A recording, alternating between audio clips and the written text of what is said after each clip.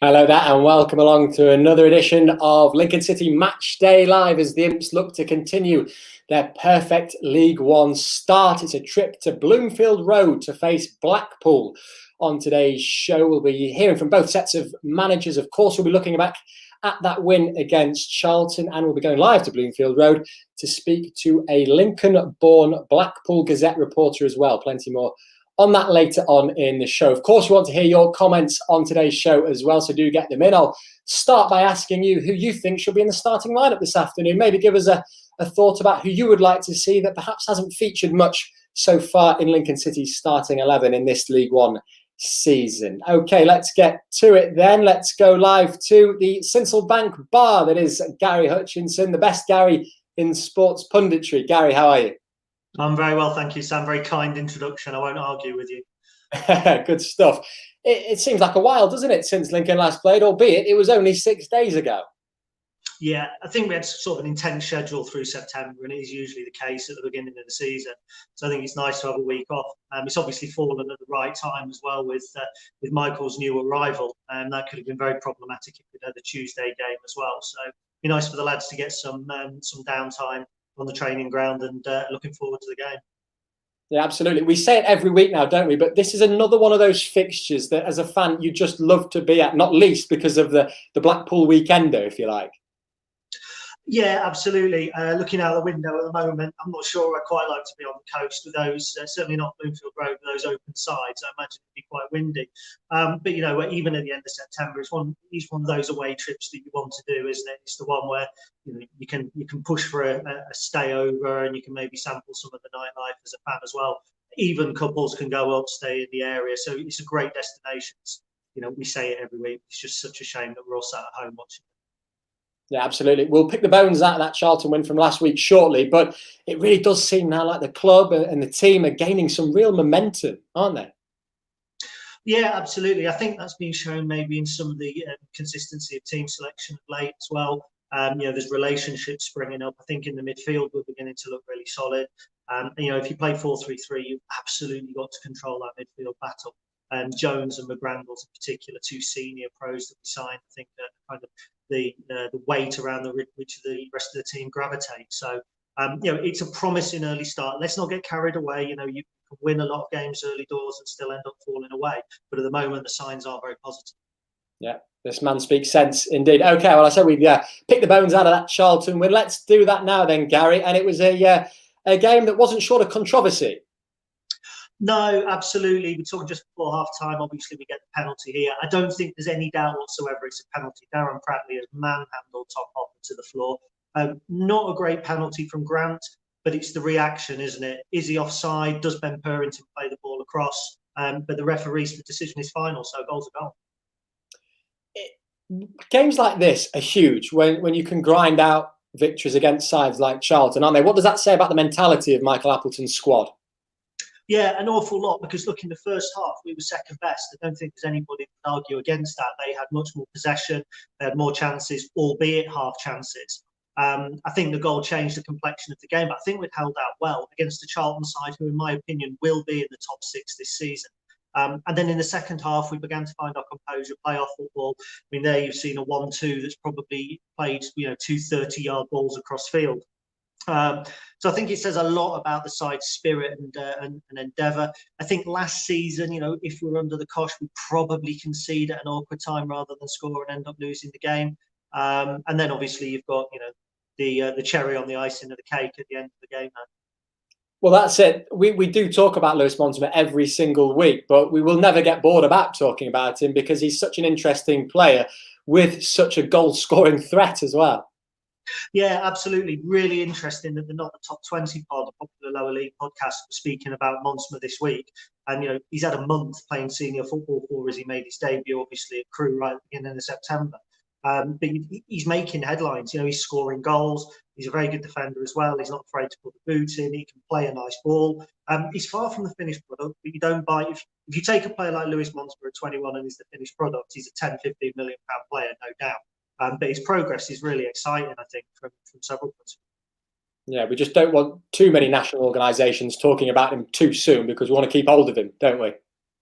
Yes, but then let's be honest, the model is that these players come in and we sell them for a large profit. If we can hang on to him for 6 months a year, and then somebody comes in with a 7-figure bid, as they did for instance, Macaulay Bonne and Rob Dickie over the summer, that's the business model. And then we reinvest that and we take another step. So, it's promising from a playing point of view, but he's also promising from an investment point of view.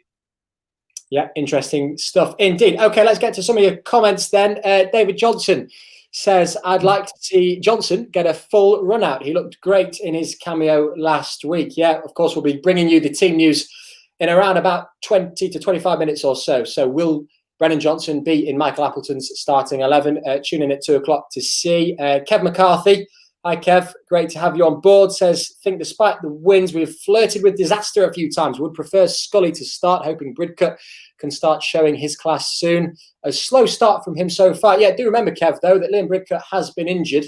So I would certainly back him up in terms of that. But yeah, I mean, that's football, isn't it? Flirting with disaster. That is what football is all about. It's about grinding out the victories and trying to get 3 points where you can. But yeah, interesting comment indeed, Kev, and good to hear from you. Paul Dixon says that we're doing a grand job as well from everyone at the fans players scheme. Thanks for getting in touch, Paul.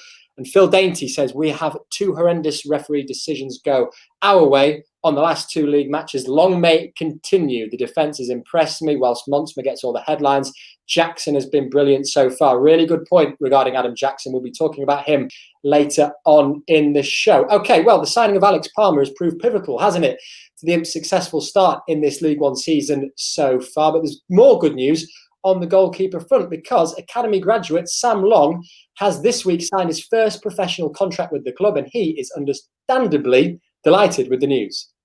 Yeah, it feels great. I'm really proud. I just wanted to thank my parents and also just the people who have been supporting me from my whole life, really, because it's what I've been aiming for my whole life, to be a professional footballer. So it feels great. Working with Steve and the other goalies has been great. I feel like I've really progressed as a player as well as a person in all areas, like moving away from home, living in the house has been great with the rest of the boys. So yeah, it's been a great year, and I look forward to the future. I mean, you mentioned you moved from out of the area into the area. Yeah. I know education's very important to you. I mean, what can you say about the education you've received through Lincoln Minster School so far? Yeah, it's been great. One of the biggest reasons I came to Lincoln in the first place was because they offered the A-level. So it's been great just working with my teachers. I've improved in that as well. So hopefully I'll get a good result at the end of that. A second good result. Yeah. I mean, back to on-field matters. You've been around, you mentioned Steve already, you've been around the first team goalkeepers for a while now. I mean, how much has that helped you progress? Well, it's good because when you train with them every day, you learn a lot of things. So working with Alex and Ethan at the moment's been really good. There's a lot of things which I've picked up on and I've tried to put into my own game, as well as last year with a few of the goalies last year. So yeah, it's been really good. The intensity's a lot higher, and the shots come a lot harder as well. So yeah, you learn a lot of new things. But yeah, I feel like that's really helped me improve. I mean, this season as well, you've had another experience and another step up by being sat on the bench here at LNER Stadium with the season opener against Oxford. How did you find that? Yeah, that was great. It was a good experience. Obviously I didn't come on, but it was still great to be around the first team on a competitive match. So yeah, that was great. Yeah, I learned a lot on that day as well. A lot of things that happen behind the scenes that you don't really see normally. So yeah, that was great, and I hope to be part of it more in the future. I mean, in terms of getting out here on the field, there's another academy graduate getting game time out there, and Sean Rowan. How much of an inspiration is he to you and the other academy scholars who are thinking about getting out here and playing? Yeah, Sean's done great. Really, it's not normal for a player to go from under 18 straight into the first team, but he's done really well. He's a credit to our team. So, but yeah, he's a great lad to live with as well, and yeah, it's been great, this whole scholarship really with him. You can see the pathway the club have set out. There's a vision there for me, so I'm really excited for the future. I know there's a lot of work to be done, but yeah, I'm really excited. I mean, you mentioned that there's a vision at the club for you. Personally speaking, what's your aim now for the rest of this season? For the rest of the season, I'm just going to try and work as hard as I can to try and take the next step up. Obviously, in the future, I want to be playing for the first team, but I know that there's a lot of work I need to do for that to happen. But yeah, as I said before, I'm excited and yeah, I'm just proud. Yeah, Sam Long delighted, and understandably so. Gary, how important is it, and how much joy does it give you as a Lincoln City fan when you see one of the academy graduates come through and sign a professional contract? Yeah, I think it's always exciting. I think when you look back over time at some of the players who have come through, the likes of Lee Frecklington and Jack Hobbs, for instance, it's always nice to see the hard work that goes in behind the scenes come to fruition. I think over the last couple of years, the academy is one area where there's an awful lot of work gone in. Sometimes the fans don't see it. They don't see it on a day-to-day basis. You only judge the academy on the end product when somebody comes through. I think with Sean Rowan coming through, and certainly Sam Long, whom I must say sounds really grounded and focused on his journey, I think that's a great example of how well the academy is working. I think fans should take a lot of heart. Yeah, give us an idea of just how important this academy is to the future of Lincoln City Football Club. Yeah, it's incredibly important at this stage in time. I think with the way that football's gone, I think academy football has become kind of almost like an income stream. And it's unfair to look at young players like that, because we're talking about people's careers, we're talking about kind of their hopes and dreams.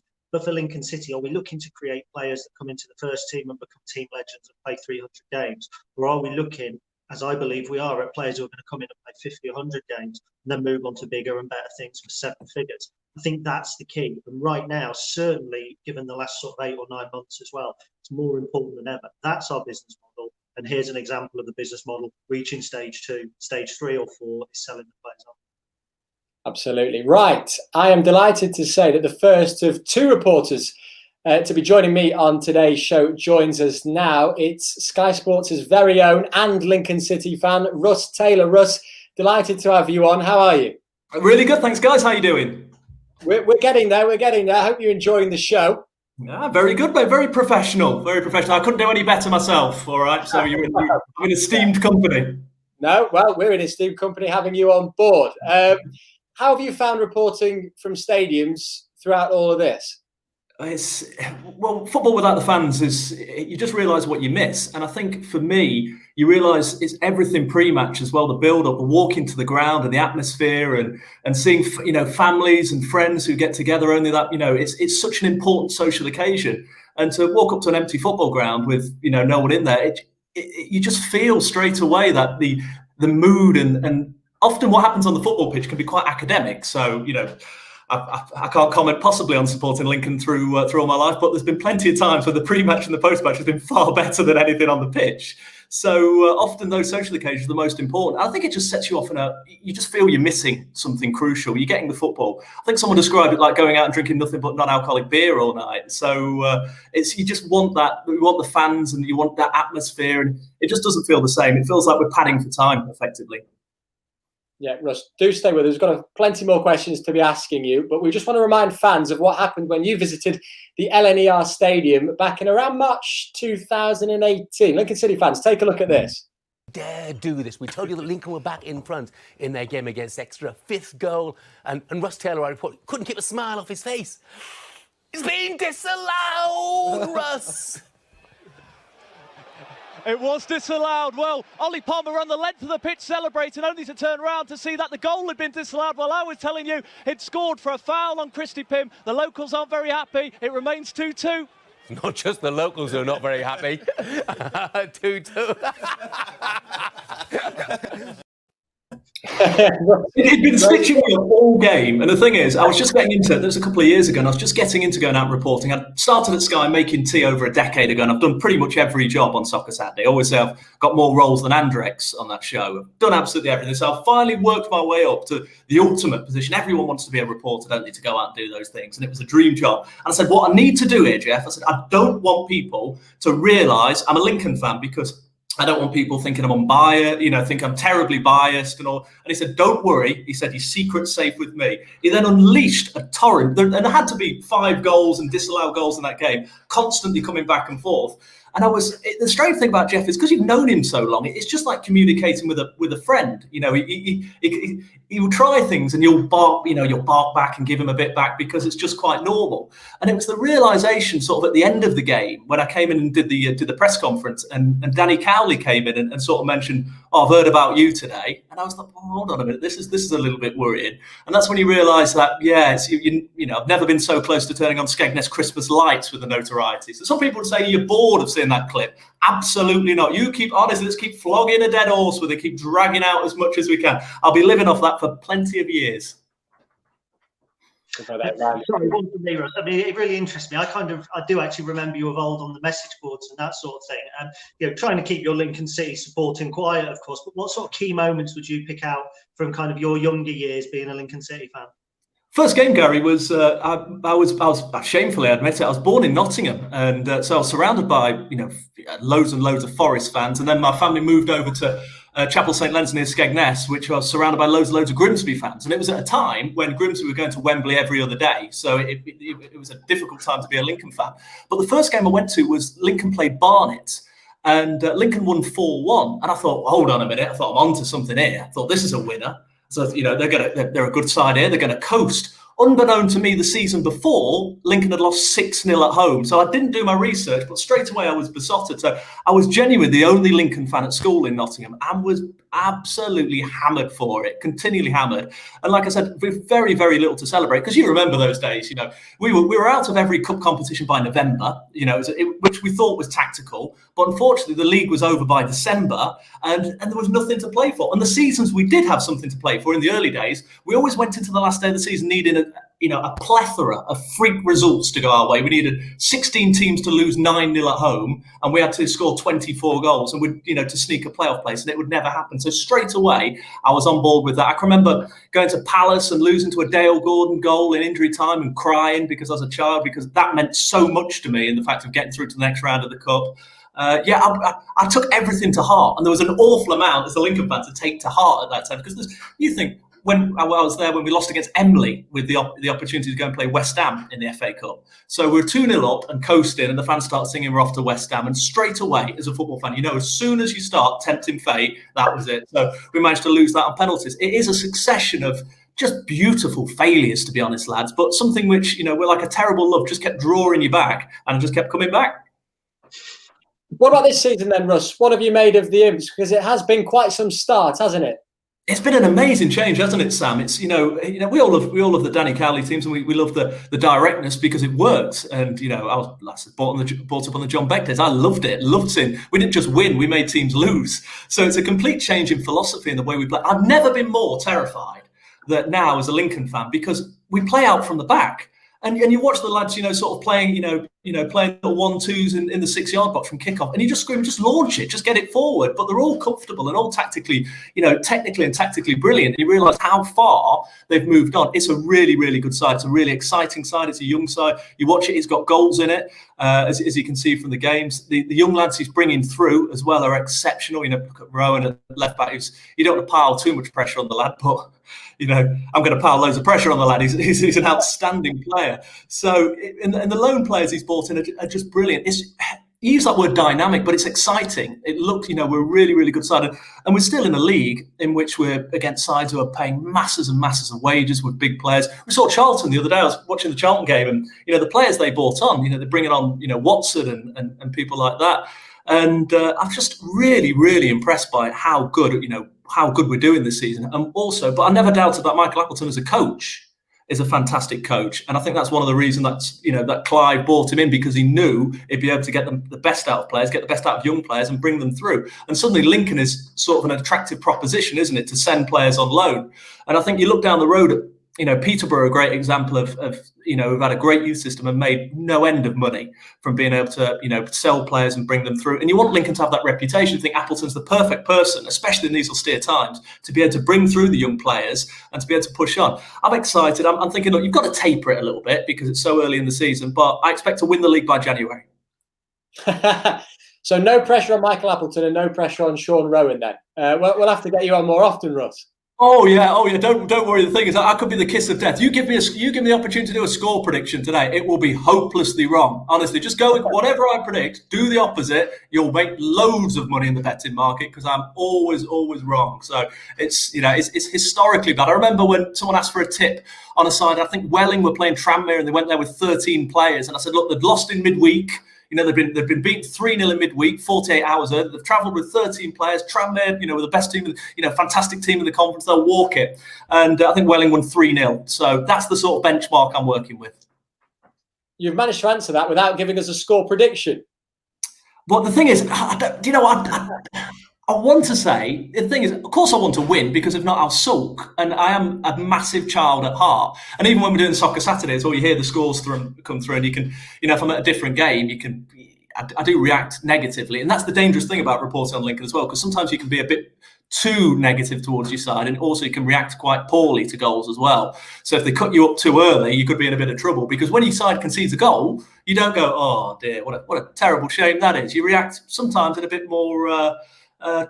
let's say a bit more emotional way. So you've got to be careful what you say. So as for today, I'm going to go for, because I'm always wrong, a comfortable Blackpool win. Comfortable. Straight away. What have we asked him on this show for, right? And do you know what, Russ? I was just about to tell you that we've had your fan club in touch as well. I'll let you know anyway. Steve Haynes says, love Russ and his infectious passion. One of the lads. Great show again, chaps. Matchday pass sorted. Carling and gin on the go. Wow, Steve. What a lovely man. I'm honoured. Yeah. I thought when he said, I've had you fan, I was thinking, well, the missus is next door and she's looking after the daughters. So I thought that we're pretty much struggling after that. We're very much struggling. But no, thank you very much. It's I'm very lucky to do something I really, really enjoy. And people say, I think the greatest compliment you get is that it sounds like you vaguely know what you're on about and you're enthusiastic. And you've got to be enthusiastic because it's something you love. And, at these times as being a Lincoln fan as well, I appreciate it so much, because of how lucky we are to have these times. Because, as you'll both remember, there were times when, things weren't so great. My big regret, actually, is I really wish I was at the Carshilton game, and I missed that. I was working and I was in London, and I finished work about 7:30, 8:15, and I probably could have caught the second half. But I knew if I could have gone to that would have been the great nadir, wouldn't it? The wonderful low point of being well beaten by Carshilton, which, it's a car park in Sutton or somewhere. I've got no idea where. So I really regret not going to that. That would have been, because then it would make you appreciate all the other times, and suddenly winning it, winning the Checker Trade, which felt like winning the Champions League to me at Wembley, because I never believed I'd see my side at Wembley. And even now, all these times, you just can't. I'm sure I'll fire back the same question to you, lads. How does it feel for you to be Lincoln fans at the moment with what's going on? Gary?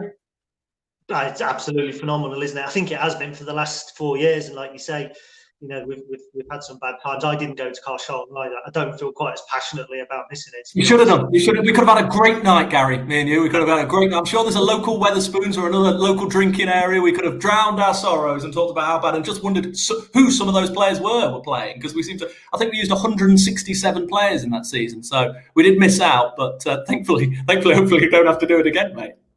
We could also have chatted about that Barnet game, the 4-1, your first game. I actually remember that because Barry Fry was manager, and behind the goal, we started singing "What's the Score?" and he held the two subs boards up for 4 and 1 in the last minute to the home fans, which was a nice touch.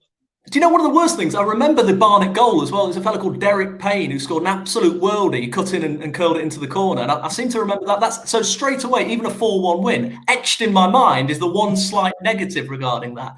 But we had some great games with them. I remember, hammering them 5-0 at their place. I think we're 3-0 up and lost 4-3. So we always had some good games. But it's never boring as a Lincoln fan. We are incredibly lucky. Go on, Sam. What's it like for you being a Lincoln fan? Being a presenter, you never get to answer any questions. So I'm going to fire it straight back at you and turn it on you. Listen, I've got no complaints whatsoever. You can probably guess that I'm A, not broadcasting from a Lincoln rooftop, and I'm B, not broadcasting from the BBC Look North studios. This is actually You're doing well there. my family home. I'm lucky enough to be back with my parents at the moment throughout lockdown. So the football is keeping me going. There's no doubt about that. And in terms of supporting Lincoln, I mean, look, absolutely no complaints whatsoever. I echo what Gary said. The last 4 years it's just been quite unbelievable, hasn't it? And we've been able to see some real highs after what were some undoubted lows, sort of going back 10, 9, 8, 7 years ago. So I think just grateful is the word, isn't it? But listen, Russ, really appreciate having you on the show. Anytime, no problem. A comment from Ross Cameron, who says, Russ, you can turn on the Skegness Christmas lights anytime. We'll leave your agent to sort that one out. Do you know? See, that's in the picture. In his picture, he was presiding. He is presiding at my wedding. So he reckons within 10 years I could do Skegness Christmas lights. So I think I've had 2. So he's determined within 10 years. So yeah, I'm not going to rule it out. I'll go. Absolutely. I think you've got to aspire to something in life, and to turn on Skegness Christmas lights. I think that would be the epitome of success. That's what I want. So that's my target. So yeah, thank you, Ross. Yeah, he's pushing me for that. It's like a marketing manager, isn't he? Straight away. I appreciate that. Thanks for reviewing it on the sly, Russ. But listen, great to have you on the show. We'll let you settle down and enjoy the game on iFollow, no doubt. Much appreciated, Ross. Lovely speaking to you, lads. Take care anytime. Absolute pleasure. Sky Sports reporter Russ Taylor. What a brilliant advocate of Lincoln City Football Club that Russ is, and I'm sure you can catch him on Soccer Saturday throughout this season. It's nearly time for team news. We've just got time to show you this month's Goal of the Month. Take a look at this.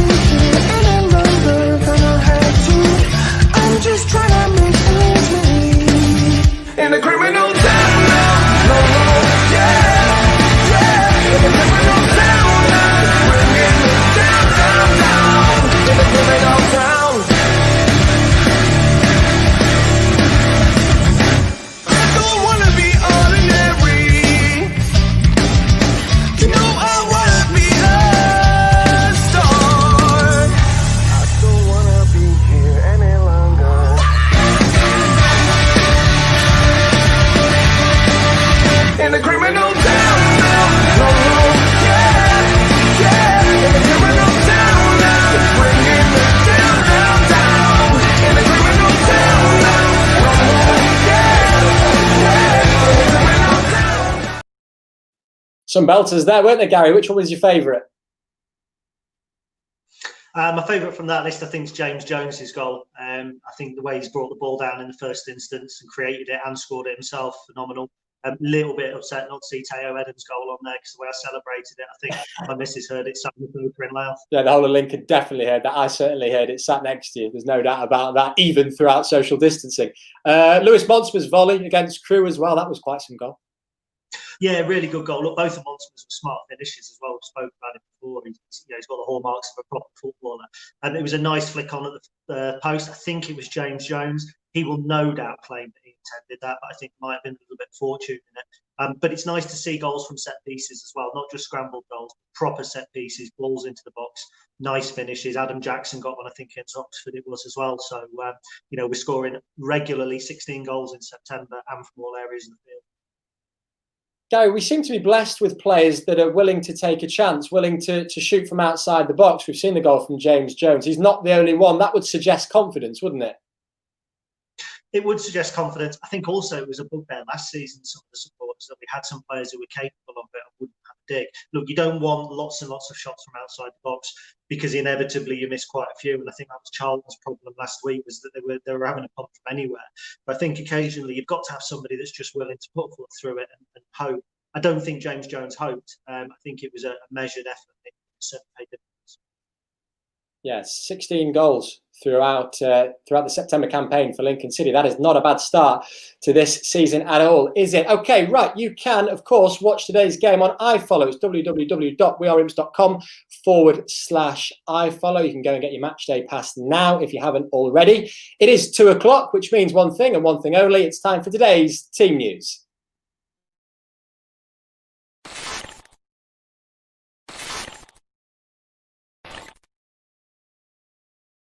So Michael Appleton makes one change to that victory against Charlton Athletic at the LNER Stadium this time last week. In goal, it's Alex Palmer, TJ Ioma, Lewis Montsma, Adam Jackson, Sean Rowan. The midfield three unchanged. It's Liam Bridcut, Conor McGrandles, James Jones. Brennan Johnson is that change. He makes his first start for the Imps.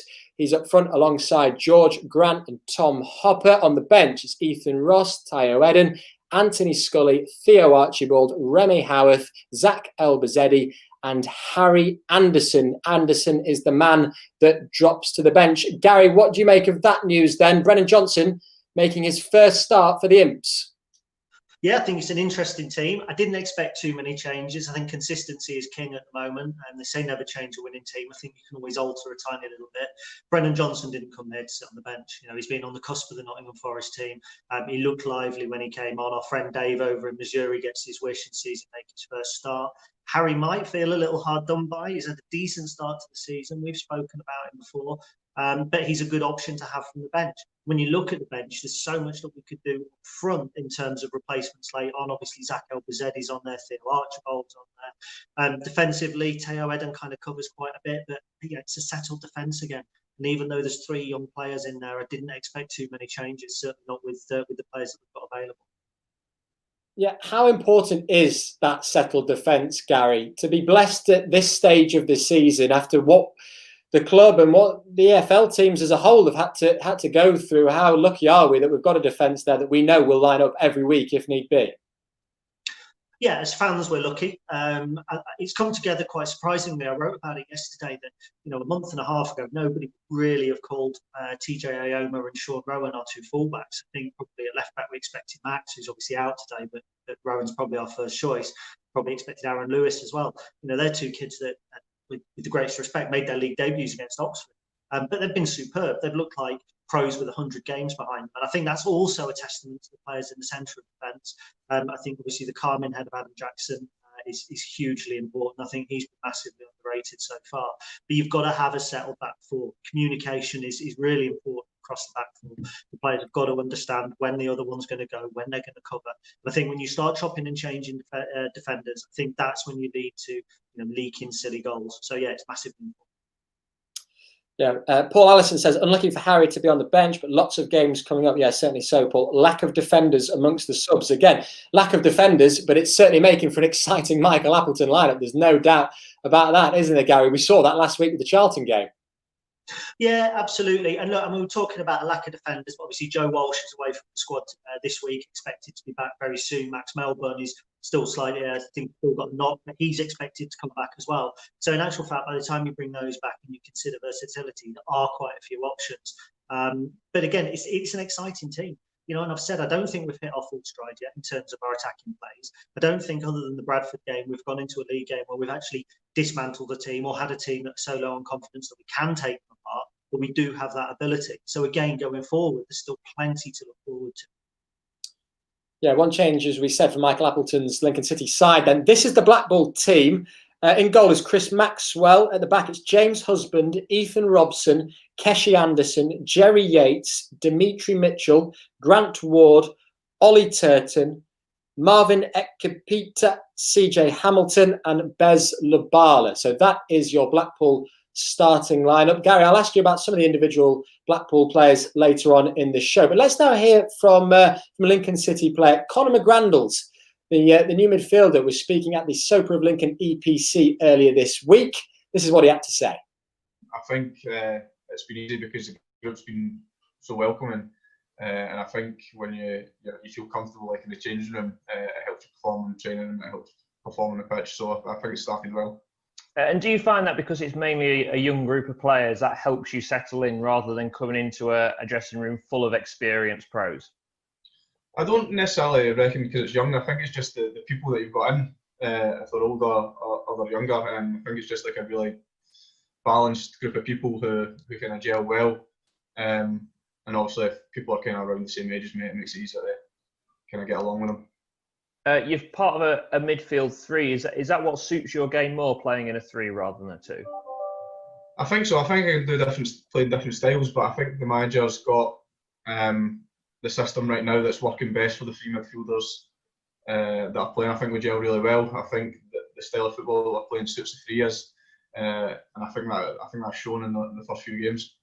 And having someone like Liam Bridcut alongside you, does he help you through games, even though you're experienced at this level and obviously League Two in particular? But does having someone like that alongside you just guide you through? 100%. Like he's not only a great player, but talking on the pitch, just even in the changing room on the training ground, it's really settling. Knowing that you've got someone like that behind you, even when he's not been playing, he's still a massive help. You can always hear him on the side. So I think he's not just helped me, but he's helped the players who have been here and the players who have came in. How high is confidence in the dressing room, especially after that win last week? Yeah, it's high, but we know that it's just the start of the season. It's only 3 games, so I think you can't get carried away because every game in the league's tough. But yeah, confidence high because we've started well. But you had a midweek off for a change. Was it a relief to have that Tuesday night without a game? 100%. I think the games have come really thick and fast so far. So I think getting that was well needed. Obviously, if we had to get a game on Tuesday, I think everyone still would have been, physically ready. But it does make it a little bit easier that we had the midweek off. Lovely. Thank you, mate. Connor, obviously it's an away game for you this week. Is there, or do you feel an advantage or disadvantage with home and away games now that you're used to when fans are in? Sometimes, yeah. I think at certain point in games, I think maybe like the Oxford game when we were at home, even though we held out, I think if we had the fans in the stadium there, it would have given us that little extra 5%, 10% to see it out maybe a little bit easier. Same way away games when we're 1-0 up at MK Dons or 2-1 up. I think that the home fans can get on the home team's back. So that kind of made it easier for them to stay calm. But in the whole, I think it's the home fans that you miss more, like when you're winning or you're pushing for a goal. So you do notice. Yeah, Garrett, he sounds really settled now, doesn't he, Connor? Yeah, he does. When I spoke to Michael, rather Alex Palmer, sorry, I beg your pardon, he kind of alluded to the fact that Connor was quite a big character as well. And I think that's really important. You've got to have those characters to gel, especially the newer players coming in. I think to see somebody like Conor McGrandle settle is really promising from a squad point of view as well, because he is one of the senior pros, despite being relatively young, despite being a relatively new face. He's got a lot of games behind him. He's got a decent pedigree as well. And the midfield area is hugely important. No more so than in a game today where obviously both sides are going to play 4-3-3. And that's where the game's going to be won and lost. And you need players who have got the experience of League One and who kind of understand the level that's required. And so, yeah, I think hearing that he's settling in is great news for the rest of the lads. Yeah, you mentioned that term pedigree there. He is one of those players that has that in abundance, doesn't he? A bit unlucky with the injury. I imagine that he'll want to take himself and his career back up to those levels that he was when he signed for Norwich. Yeah, you would imagine so. I mean, look, he's had a good time at MK Dons. He's obviously established himself as one of the stronger midfielders in League One. But when he moved to Norwich, it was very much like Sean Raggett, as we know. He went there with intention to establish himself as a Championship/Premier League player. I don't think that potential has gone. I think that we've seen that Connor is a player who's willing to work really hard. Michael, when I spoke to him, told me about the quality that has on the ball. He doesn't think there's a player better in this division for finding little balls between the fullbacks and the centre half. So I think there's a lot more for us to see from Connor. And I think that, again, comes just generally with work on the training field. And the more we play the 4-3-3 and the more games that we see, he's going to settle in further in terms of his ability. But the potential, it hasn't gone. I think he has bounced back well from the injury. And I think that he could be a massively underrated influence for our side. I mean, that's some serious high praise that you mentioned there from Michael Appleton, that there actually isn't a player in the division, perhaps, that is better at doing what Conor McGrandle does. And I guess he's sort of a player. We mentioned Adam Jackson maybe going slightly under the radar. Perhaps Conor McGrandle's has probably gone slightly under the radar so far as well. Yeah, very much so. I think it's really interesting because when he first signed, I spoke to a couple of MK Dons fans and they kind of described him as a grafter. So, to relate that to maybe the Alex Woodyard or the Scott Kerr kind of player, who I thought would probably sit alongside Bridcut. But then talking to Michael, and certainly on the evidence of some of his performances, he's very much kind of the double eight with James Jones. So not only is he somebody that tracks runs, and he does that tirelessly. I mean, again, Michael said he covers more ground than anybody on a football pitch. But he's also able to pick the pass, and he's also able to create chances. Again, I think we've yet to see it, and I think that's probably just the overall approach kind of becoming more rounded and players getting to know each other. But if there is more to come from him, I think again it bodes very well. Absolutely. Let's get to some of your comments then. Jane Craven's been in touch. There's plenty of strength on the bench too, if needed. Up the mighty Imps. Good to hear from you, Jane. Gary Brooks says, would be happy with a draw today, but I've got a sneaky feeling on a win. Up the Imps. And Andy Helgeson says, difficult game today, but feel that we can grind out a result today. Yeah, I mean, that seems to be the theme, doesn't it, Gary? That there is a possibility there that the Imps now, with the sort of mentality that they have, can go to places like Bloomfield Road and grind out victories. Yeah, absolutely. And look, it works very much in our favour the time we're playing them. And I think I've said this now probably 3 games or 4 games in a row.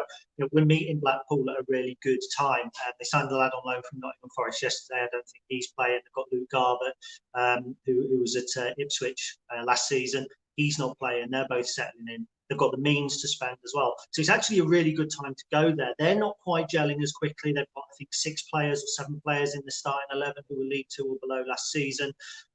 So 6 months on, this is a much tougher game than it is now. That's not saying it's going to be an easy game. I just feel that we've settled quite quickly. We've been building since January, not since August or not. So I think that we're a little bit more progressive in our style than they are. So I've got a sneaky feeling that we can go and get a result as well. Fingers crossed indeed. Well, in terms of Blackpool, they've got a new manager in Neil Critchley, the former Liverpool under-23 and under-18 manager as well. We can hear his thoughts now. This is what he had to say speaking at the Blackpool training ground yesterday. Yeah, they are in form. Yeah, they've had a really good start to the season. Scoring goals, not conceding many. I think they've won the first 3 league games.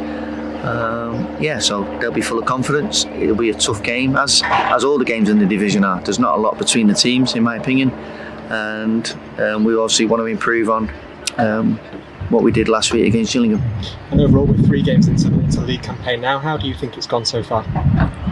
I suppose you always want better. You always want more. You're never satisfied. I think in all 3 games, our performance has been encouraging, but we know it's a results business, and we haven't got the results that maybe our performances have merited. Having said that, we should have done and played better against Gillingham, and that'll be our aim on Saturday. I wonder if that was a Lincoln City drone looking to see who was starting or taking part in the Blackpool training drills, I wonder. Okay, we can now go live to Bloomfield Road. We've already spoken to one reporter in the shape of Sky Sports' Russ Taylor. We can now speak to Blackpool Gazette reporter. He's Lincoln-born Matt Scrafton. Welcome to the show, Matt. Good afternoon, Sam. Yeah, it's not great conditions here. It's miserable conditions. So if you can't hear me, that's probably why. But hopefully it's okay. It sounds pretty windy. Miserable conditions, but could be a good game. I think so. I think Blackpool had a really difficult game last week at Gillingham. As we all know about Steve Evans and how his side's set up. Sort of cynical, very physical approach. I think today should be better on the eyes, better football, more technical. Hopefully more sort of passing football to watch. And obviously, it'd be interesting to see how Blackpool react to that defeat last week and against the Lincoln side, who obviously started the season really well. You mentioned the conditions. Give us an idea then. Besides the weather, what it's like to be at the stadium. We were talking before saying it just seems like another one of those games which, particularly from an away point of view, you'd just love to be at. Yeah, well, it's a really nice stadium. It's very different to what a lot of fans would have experienced 20, 30 years ago at Bloomfield Road, very old-fashioned ground. It's obviously been updated across the years during the Premier League days, and it's a lovely pitch. Again, the conditions here much better than they were sort of 3 or 4 years ago under the Oystons. A lot more investment now into the stadium and the pitch and that sort of thing. So there's no excuse on that side of it. It's just as I said, the conditions are dreadful. It's non-stop raining for the last couple of hours. I don't expect that to stop either for the next few hours. So it could be I suppose it could help with the slip passing, but it might not be the prettiest at times. Quick question for me. I'm really interested in this new signings, I think, with some really strong transfer business when they settle, particularly the lad from Crawley, Lubala. I'm just wondering how he's settled in and what sort of threat he might pose Lincoln today. Well, you just touched on it before. I think, didn't you, about a lot of players from League Two. I think their approach has been to get the best players in division below, and hopefully that they make that step up. But younger players, 20, 21, 22, with potential to grow. On Lubala himself, he only started last week and didn't have the best of games, but he's not really featured apart from that. So, I mean, he's one of 13 signings they made this summer. I think Lincoln have made the same number of signings as well. So it is a case of gelling them, but. I mean, Neil Critchley, the head coach, has been at pains to say, yes, we need time, we need patience, but at the same time, you need to, you don't get patience in football. As you know nowadays, Blackpool invested heavily. The owners put a lot of money, is invested in a lot of new players. They've got to get results sooner rather than later. Lincoln have managed to do it so far, 3 wins from 3, despite, as you said, that big turnaround this summer. But I still think there's plenty of positive signs with this Blackpool squad. There's a lot of exciting young and hungry players. I think it's just a case of waiting for them to click and sort of get into the groove. I'm just looking at the reaction on Twitter to the team news. From an away point of view, you always get a good sense of what the fans make of the team news when you click on the comments, and there seems to be a positive reaction from the Blackpool fans. So would that suggest that they've put out one of their strongest sides? Got a very strong squad now. I think at the bench, there's a lot of strong players on the bench. They've got a couple of players out injured who would probably be in contention for first team as well. So that's something that Blackpool fans, as I touched on before, haven't been used to in previous years, having a strong 22. But I think the team was picked itself. I know that it was a disappointing result last week, but Critchley came out this week and said he was happy with parts of it. It was just a frustrating day at the office. He's not the sort of manager who's going to make wholesale changes this early on in the season. But if that's going to be a case at some point in the next few weeks, then he's certainly got the ammunition on the bench, and even sort of outside the 18, they've got a really strong squad. And as I said, they've had the backing from the owner this summer, which is not what I've been used to seeing at this club in previous years. Yeah. What about the addition of Neil Critchley then? How has that managerial appointment gone down with the fans? Yeah, he's really encouraged at the start. He comes with the highest pedigree in terms of his coaching ability from Liverpool under 23s. But there's question marks over the senior manager. He's never done it with a first team before. I know he did a couple of games with Liverpool's first team in the cup, but aside from that, he's had no real experience. So I think him, like a lot of the players at Blackpool, are sort of learning on the job, so to speak. So he's still getting used to speaking to people like me, every week in media and doing all the things around the 90 minutes on a Saturday afternoon.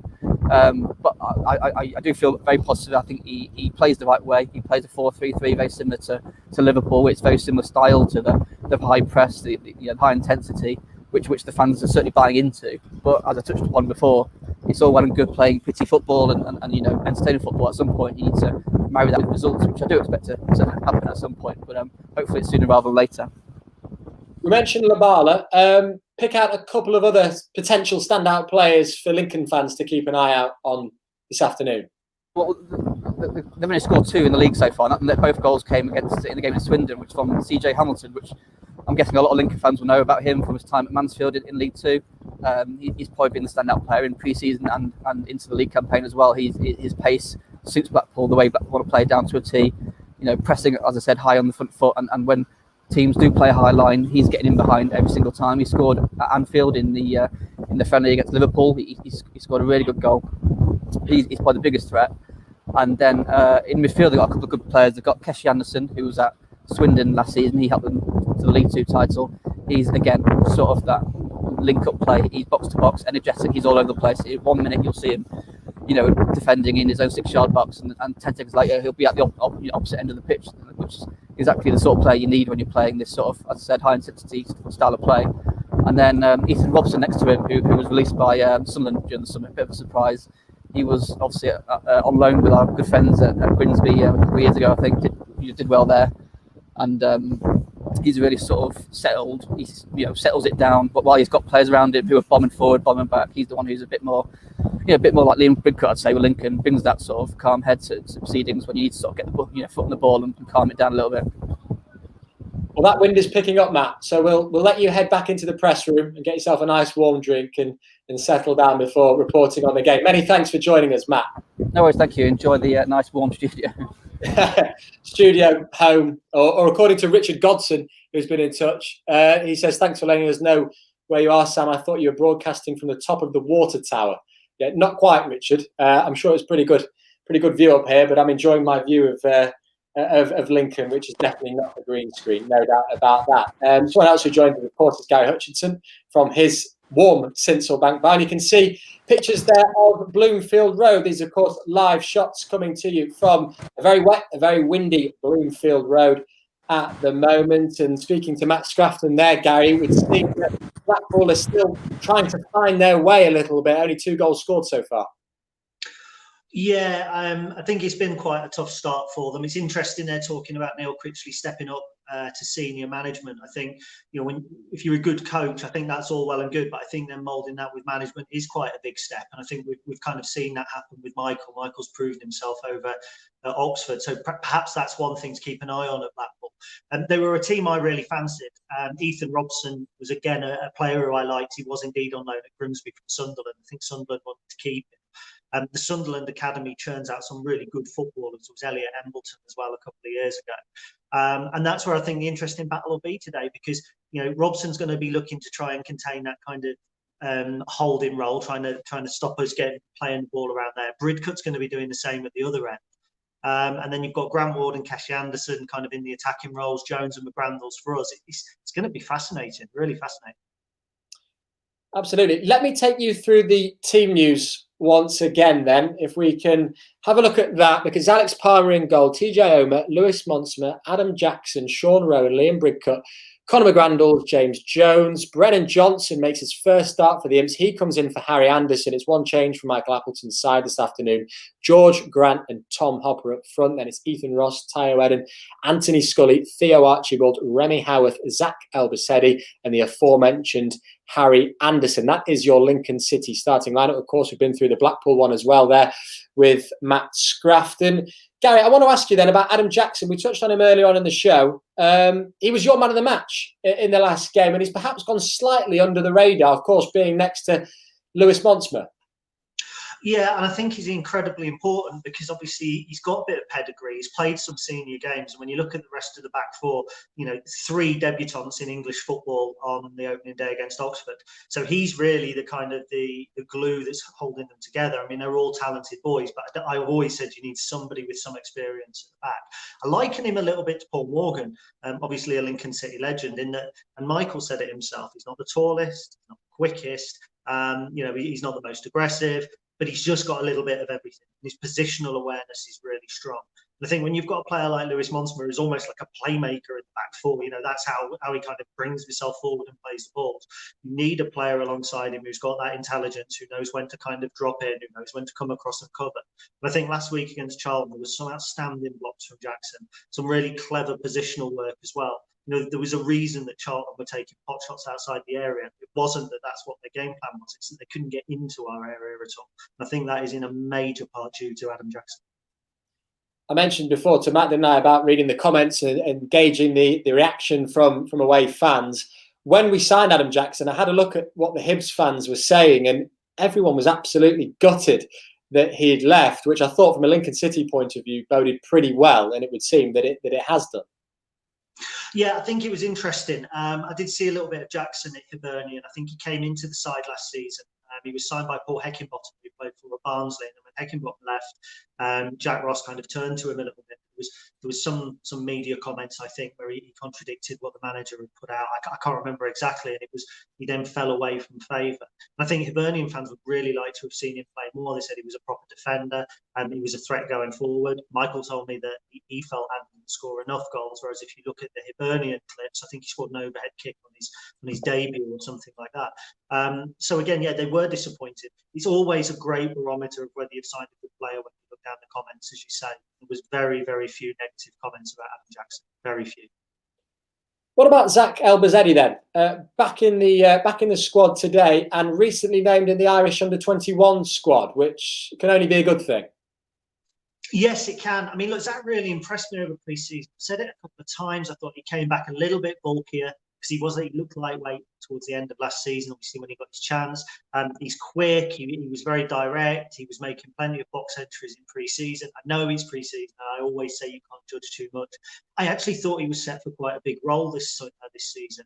When you look at the wide players that we've got, I mean, Brennan Johnson is going to, by the looks of things, play out wide on the right today. Harry Anderson, we've got Theo Archibald, we've got Remy Howarth, Anthony Scully can play there. You know, there's an awful lot of players vying for potentially 2 positions. So what's actually good is that Zach's going to go away and hopefully play some minutes on the international scene. And, you know, we play Mansfield, I think, in the EFL Trophy. I think he will be available for that, so he's likely to get some minutes there as well. I think in terms of attacking options, we may be short of a number 9 with Callum Morton's injury. We are absolutely not short of either of the players to play on the other 2 sides. And I think it's important to have cover there because, you know, if teams get leggy in the last 15 or 20 minutes, nothing is going to scare them most than bringing on players with pace like Elbouzedi, like Harry Anderson, like Theo Archibald to kind of give us a push going into the last quarter. What about the pictures then from Bloomfield Road? I mentioned before, it is wet, it is windy. We know that, having spoken to one of the reporters at the Blackpool Gazette earlier. How do Lincoln cope with that? Because what we've seen from Michael Appleton's side so far is actually they play it around on the deck pretty well. This is maybe not a Lincoln City side of old that would go out and actually thrive in these conditions in one sense, or am I wrong there? I think it depends. I think it depends on how swirling the wind is. I think if you are a big direct side and you're playing the ball back to front quickly, like Gillingham perhaps last week, like an AFC Wimbledon, I don't think you actually enjoy these conditions because although you can get up for the fight and you can kind of get involved in a scrap, long balls forward can be quite unpredictable. When you're playing a short, neat passing game, in reality, certainly the wind shouldn't affect that too much. The water should perhaps give a little bit more zip to the pitch, so it'll be faster. I think you probably have to consider or certainly temper some of the longer balls. You know, a Lewis Monsma 50-yard breaker is more likely to spin out than it is on a dry day. You look at the open ends there at one of the stands as well. You know, the wind is going to whip in. I mean, it would be cold if we were there. I know we said we'd like to be there, but you know, right now sat there with wet socks and the wind coming in, you maybe might argue the case that we're in a better place now. But you know, the conditions are what they are. Professional footballers train in conditions like this every single day. I'm not sure it will have a bearing on the game. You've got 2 teams who are both trying to play short passing, high pressing. Reece Marshall says, do you guys think the lack of defensive players on the bench could be a downfall soon, Gary? No, is the honest answer, because I think get another 2 weeks under our belt. Joe Walsh is going to be knocking back on the door. We've seen nothing of Joe so far, apart from a kind of a friendly outing. Max can operate at left back. Aaron Lewis is still to come in as well. So in actual fact, right now, we've got 3 defenders out. If you go back to any season, certainly over the last 4, and take out 3 defenders, we'd be in exactly the same position. Joe Walsh is going to be a really interesting player for us. Because where does he get in at the moment? Adam Jackson was spoken about, Lewis Monsma, everybody's spoken about. And yeah, you've got Joe Walsh here, who is an accomplished League One player. He's got the experience. He's a ball player. He's going to be really important as well. I think at the moment it's just reflective of quite a challenging situation in terms of a couple of early injuries and in terms of call-ups as well. So, you know, Alex Bradley, who I haven't mentioned, can also play right back. So it's not something that overly concerns me at the moment. Yeah, Steve O'Dare, hi Steve, says wet socks would be a small price to pay. Certainly so, Steve, a small price to pay for 3 points indeed, no doubt. Gary, we're just about out of time. I know you hate score predictions, so I'll ask you then, is a draw a good result? Is it a result that you would take as a Lincoln City fan here? Yeah, you ask my dad, he says you win your home games, you draw your away games, you end up as champions. So to go to Blackpool and get a draw would be a good result. I actually think with all things being equal in the position that we're in, I don't think a win is beyond us. I feel much more optimistic about this game than Charlton, but unfortunately, like Russ Taylor, I also tend to be the kiss of death as well. So let's say 1-1 and hope for the best. We enjoy having you on the show, Gary, either way, no matter whether you and Russ and anyone else are the kiss of death. Gary Hutchinson, many thanks for your time once again. Looking forward to having you back on Matchday Live next week. Thank you very much, Sam. Cheers. And that is us just about out of time. A reminder, of course, that you can get your match pass by going to www.weareimps.com/ifollow. All the details on the Imps website. If you do so now, you can listen to all the pre-match build-up with Michael Horton and Steve Thompson. Remember to click away on the settings on the commentary on iFollow as well, because I know a few fans have been having issues with having to perhaps listen to the home commentary, and of course you'd rather be listening to the away commentary in BBC Radio Lincolnshire. So remember to click away in the settings. But as I said, that is us just about out of time. Can Lincoln City continue their perfect League One start? Fingers crossed they do so, and then they get another 3 points at Bloomfield Road. Do enjoy the game. Bye-bye.